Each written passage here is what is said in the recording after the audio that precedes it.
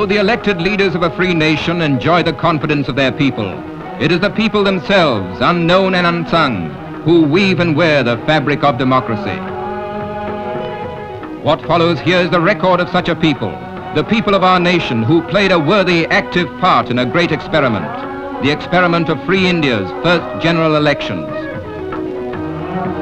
The aims and ideals that became reality on our attaining independence were well expressed through the adult franchise clause incorporated in our Constitution.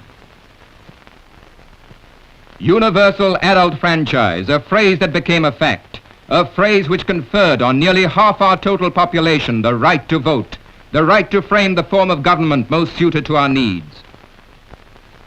For a nation that had emerged so recently from foreign rule, it was a big step, a bold step forward. For a nation whose illiterates formed the vast majority, it was a course of action in keeping with the size of our subcontinent.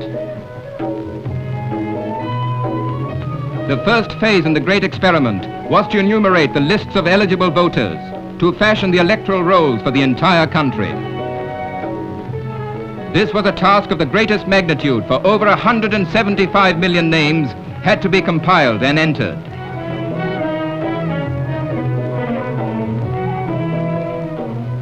The next course was the delimitation of a colossal number of constituencies, spread far and wide.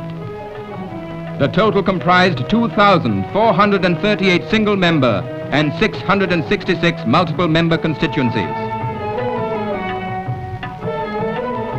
With the spade work begun on our franchise, laws and regulations concerning every aspect of electoral procedure had to be drafted, had to be passed by Parliament. These included modification of electoral rolls, qualifications of candidates, campaign expenses, election offences. It was now time to gain the confidence of the electorate itself concerning the great experiment. Every medium of publicity was utilized to orientate the voter. Democracy was on trial, and our many millions were the jury.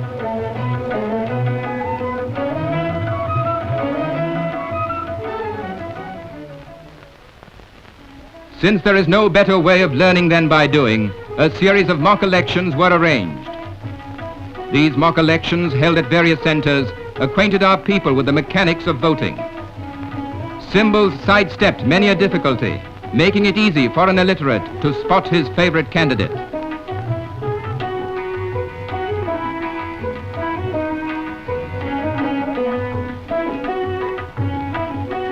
The rehearsals became a boon for officials on election technique, guarding against any slip-ups. This official training made for safe and fair conduct of the elections. Polling programs were made flexible, adapted to meet the demands of agriculture or climatic changes. Lastly, the ballot box, sacred symbol of democracy. 10 million rupees were spent in constructing 2,299,478 ballot boxes. If placed end to end, they would reach for 327 miles. With the party symbols allotted, the stage was set for the great experiment. Into the arena they stepped, candidates of every shade of political opinion.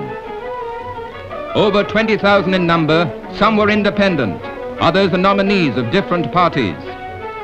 Each was determined to contest the elections with all his ability. Political fever ran high. Campaigners used every media to sway the voter and win his vote. Electioneering took precedence over all other events.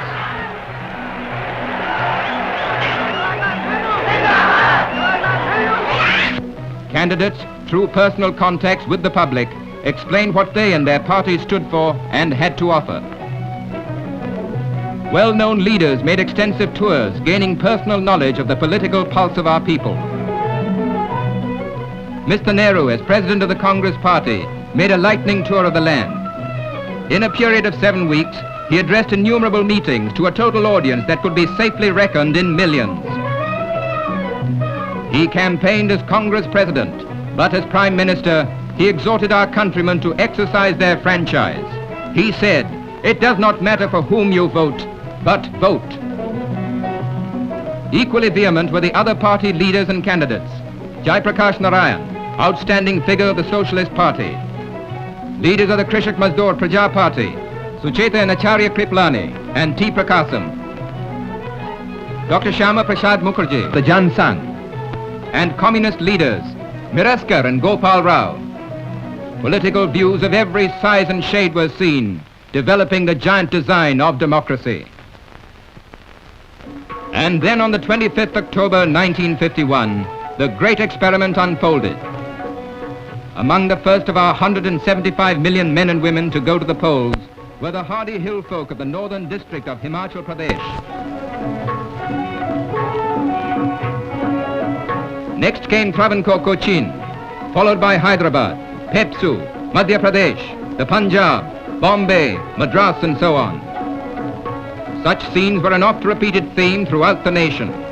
Each citizen over 21 had the right to cast his vote.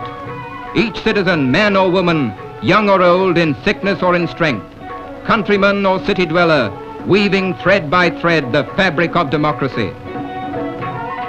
Some came on foot, some by conveyance, some too feeble or infirm, were helped to achieve their fundamental right, the right to exercise their vote. Nearly 106 million votes were cast, which meant a poll of 60% for the House of the People alone. The largest democratic elections in world history were an unparalleled success. They went their way efficiently and peacefully, thanks to adequate precautions, to the efforts of the officials, but most of all, because of the wisdom and action of all of those who voted. These votes have chosen the 489 members of the House of the People and some 3,300 members of the 27 state assemblies. Democracy in action, proving the faith that the founders of our Constitution had in us. Such a success astonished the world. Observers from other lands were impressed by what they saw, the faith and orderliness with which our citizens cast their votes. Foreign delegations were generous in their praise of how the great experiment had been conducted and undertaken. Even our simplest citizens had displayed their inherent love of freedom's way of life. Covering more than 3 months, the elections were finally over. We had chosen our leaders in the best of democratic traditions.